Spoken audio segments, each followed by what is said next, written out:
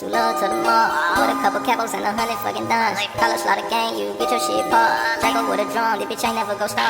Hey y'all, Janae here. Welcome back to the channel. This is Love During Lockup, Season 7, Episode 2. I just put out my Traders episode, and I have Real Housewives of Potomac dropping later, the reunion looks, my thoughts on them. So please, please, please make sure to check that out. That's going to be dropping today, January 24th at 9 p.m. Central Standard Time. So make sure to check that out. This will be dropping before that, but I was having some sound issues before on the other videos. Those were recorded on my laptop. So I was like, let me just go back to my phone for this one because this is my show. And we will have everything copacetic next week. Okay? Anyway, let's go on to Goddess and Moo and Moo's mother and Bonita Applebum. You gotta put me on. Bonita. Okay, I'm sorry. So she's down at Baltimore Harbor about to meet with Moo's mom. I've been to Baltimore Harbor tons of times. Love it. His mother, Nikita, who is gorgeous, by the way. I said, come on, mama. Yes. Come through with the finger wave. She had the heel. I said, come on, mother. I wonder how old she is. I'm like, because if Moo's like 27, she may be like upper 40s, low 50s, but she looks fabulous either way. She calls Moo and they're talking and all that stuff. And she's like, yeah, what's going on with you and Bonita? He's like, I don't know. I love them both. I love Goddess, I love Gigi, and I love Bonita. And she's like, son, you're going to have to pick. So we go on over and meet Miss Bonita, who is the mother of Moo's 5-year-old daughter. She, pretty little girl, looks just like her mother. And she, Lord Jesus, Bonita is into astrology, like deep into it. She that one that's like, I'm like this. It's like, because you are Pisces. And it's like, and like, you know, like, I'm not like really deep into stars, moon, suns, and all that stuff. Not my thing. I know I'm a Leo, and you know, may have, you know, but I'm not like, I mean, it is big Leo, wherever, but I'm not like moon sign, star sign, whatever. I just think it's, you know, for fun, whatever, and all that stuff. Anyway, I'm not deep into it. She makes adult waffles, which she makes, they showed it. It was like a little, it was a waffle thingy in the shape of a penis and all that stuff. I was like, okay. She has her own juicing company. She's an entrepreneur. She's doing it all. Good for her. Her juicing company is called Poussant Juices. Again, okay. And her and Moo have been together since 2018. And apparently they are engaged. As you can see in her picture of them three, she had the rock on, okay? I might try to drop it in. But she tells his mom that to let Gigi know he is coming home to her, but let Bonita know the date got pushed back. And the mom's like, all right, son. I said, see, mama, I was with you until I wasn't with you. Because now you just you just backing your son up with the bull. She meets Gigi. She is very hopeful that Moo and Gigi will be together because she said Bonita and his relationship was pretty toxic. But Mama and Gigi meet. It's all good in the hood. Gigi even helped the mom with her heel and all that stuff. And she was saying, yeah, we got to go get Moo stuff from Bonita's house. And she's like, I don't want no drama. That was pretty much with them. Let's move on. All right, next up, let's head on over to Atlanta, Georgia, Atlanta, where we meet Aisha and a very interesting hairdo. Was it braids? Was it a wig? I don't know. But it was blonde and it was distracting me. But Aisha is 54 and she is with Mikkel, who is 45. She is an IT consultant. She says she travels around hospitals to show the doctors how to use the new software. Shout out to her. And she found Mikkel on Facebook dating. She was into like the chunky football player types. I already know, girl.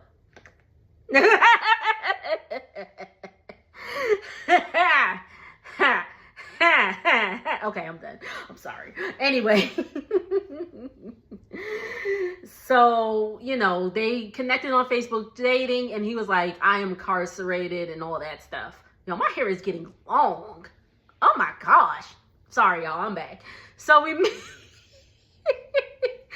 so Mikkel lets us know he was in jail from 2008. That's when I graduated high school, to 2017 on a trafficking charge. Then he went and got him a farm in Alabama, and he was on parole until 2020. Somebody stole some cattle from him, and they put a harassment charge on him, which violated his parole. He said he's getting out in 6 months, but we gonna hold on to that and see. So not only is Aisha a very well established IT consultant, she is a rapper, and her name is Yo Mama. At 54 years old, she is a rapper. So she has a little performance, and she said, so she gets in there, and she said, hold on, I got the words right here. I just want to make sure I'm getting them right, because I got to perform for y'all. I got to perform. Okay, so she's like,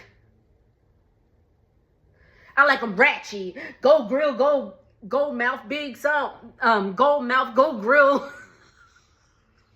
Wait. I like them ratchy. Go grill, big gold. I got habits. And she's like, bow. I'm like, what is this? Sexy Red? Where's Sexy Red come in? Bow.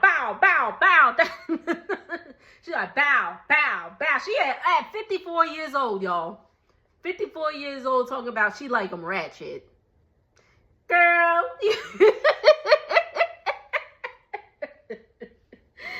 Oh my gosh. So after the show, one of her fans,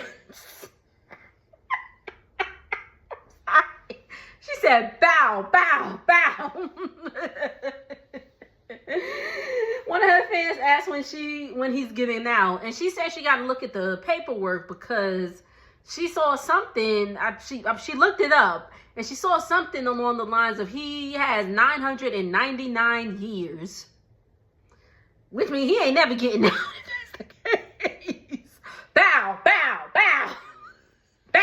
Okay, I'm done. I'm sorry. So she said she tried to look up his information. It had him at like 77 years old, and he had 999 years. She's hoping it's a clerical error. Her friend's like, what if he's trying to catfish you or whatever? So anyway, she heads home with, who was that guy, y'all? Put down in the comments who that guy was, because if they said it, I totally missed it. Because when they interviewed him later in the show, I was hoping the name and like who he was pop up, but I didn't see it. Please let me know if that's her brother, her friend.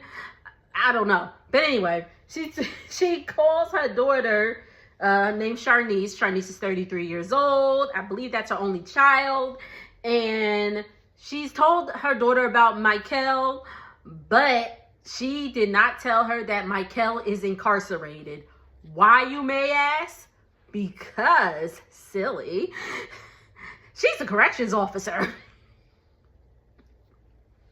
So they having a good conversation. She's like, she told her daughter, don't be treating them criminals in there bad and all that stuff. She's like, I'll try not to, and all that stuff. That was it with them. Bow. So Monique's sisters are coming to Cleveland.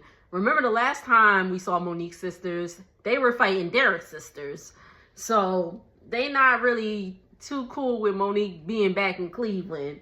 But anyway, Derek has a restraining order on her, by the way. So that's why she can't say his name. She's like my last relationship. But she can't say his name because he has a restraining order on her. Anyway, and So they're about to go out and get something to eat. They're asking about Titus and is she ever going to go see him? She's like, I don't know.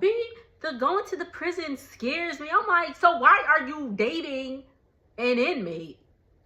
Like, of course, like, why are you dating an inmate if you're not going to go see them? Like, hello? So anyway, so Titus video calls her while they're out getting something to eat. The sisters take the phone because there's a glare. They're sitting outside, so there's a glare, so they can't really see him. So they go over into the shade and they talking and all that stuff. And Titus tells him, he said, they were like, so what are your intentions with Monique? And he's like, looking forward to coming home and us being together. He's like, I got my son. He's like, and I also, look out for his mom, his son's mother and all that stuff. The sisters didn't really like that too much. And Monique's like, this is why I don't tell my sisters everything, because so Monique just pretty much wants a yes man, That's what I've deduced it to. Anyway, they said to take your time, which, yes, take your time, Monique. I have no idea what the hell's going on with this thing.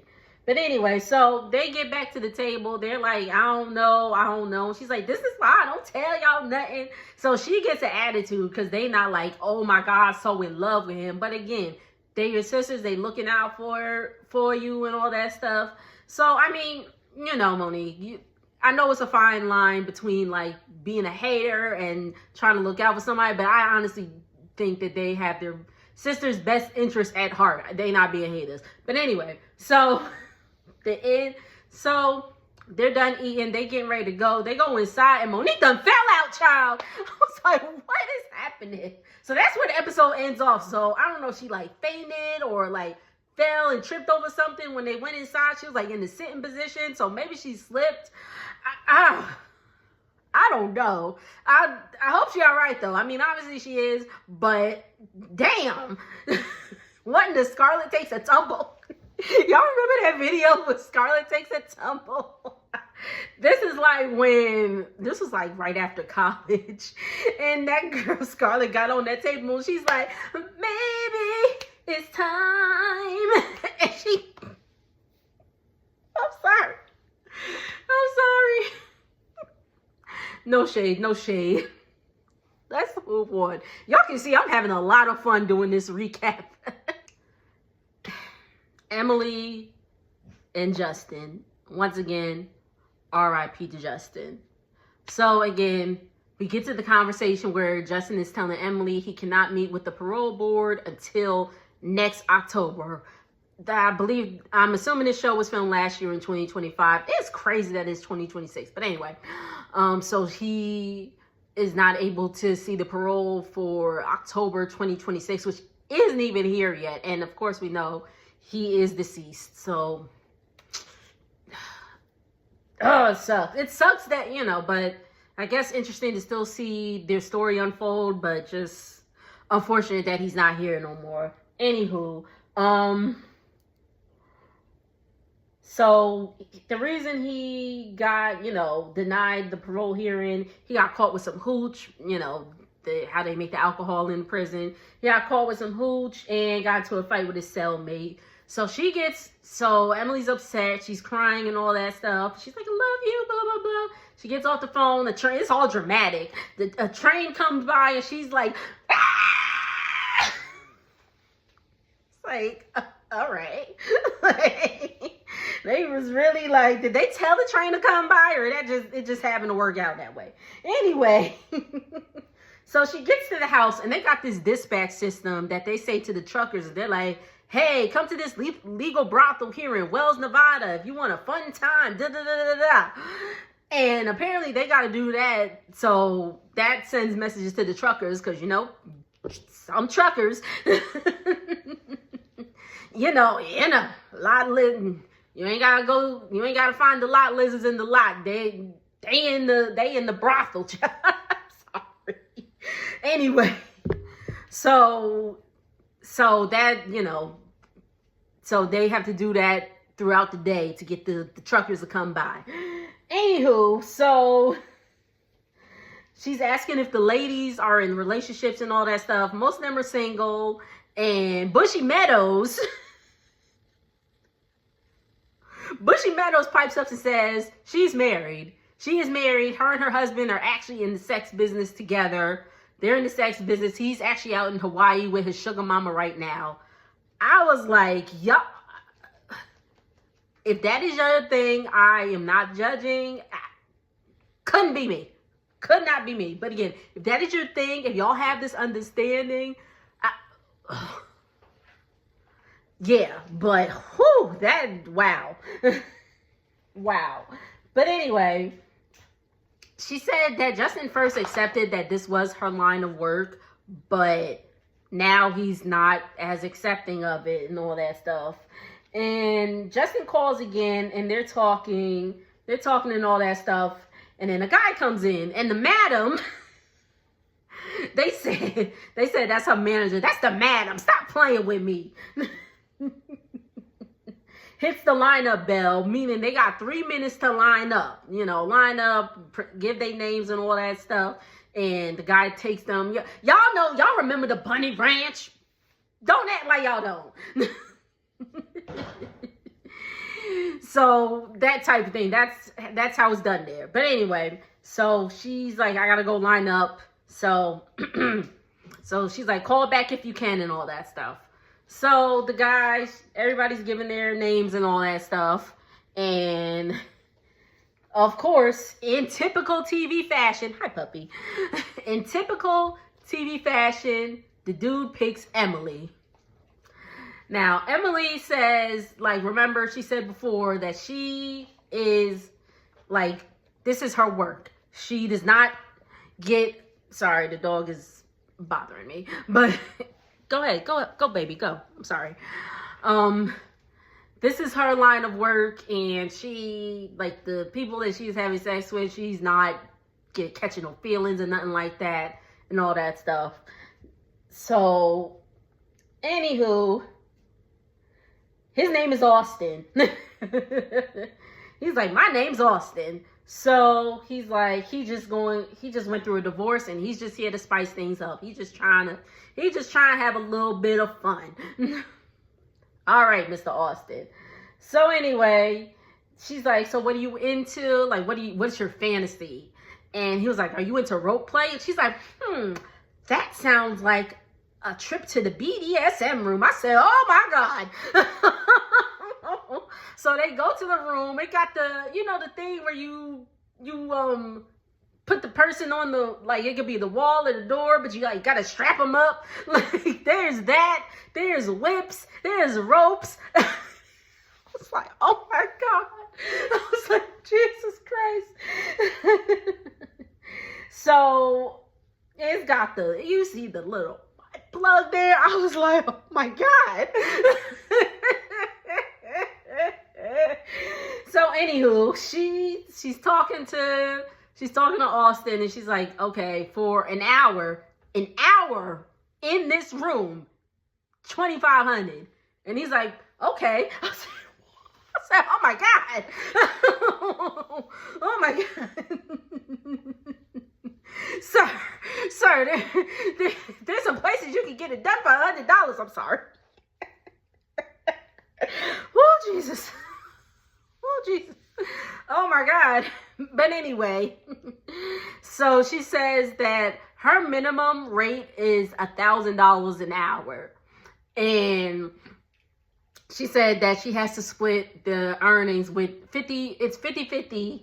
So she has to split it 50-50 with the house. So, that's still, yeah.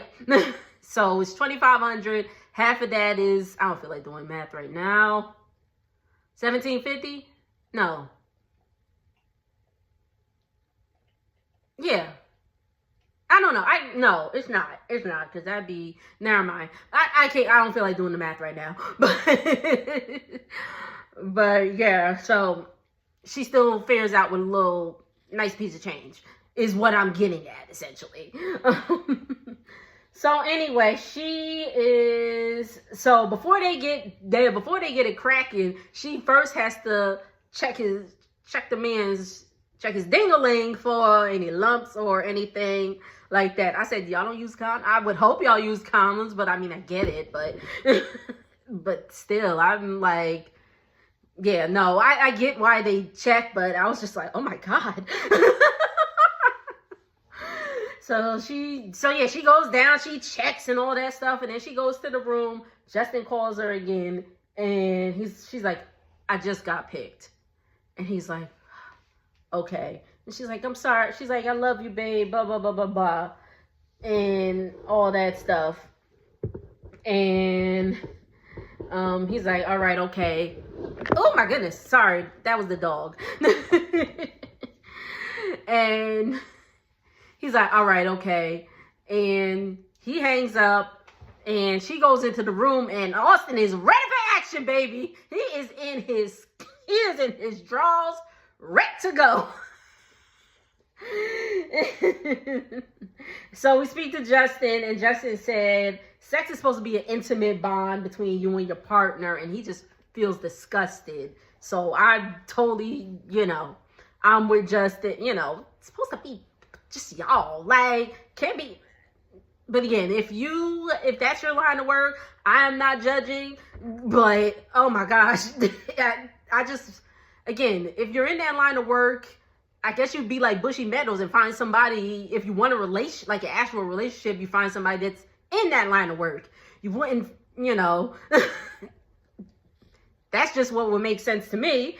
Like, don't be like, oh, this is what I do. But again, he did know what she did. So he did know what she did. So that was Justin's choice to continue the relationship.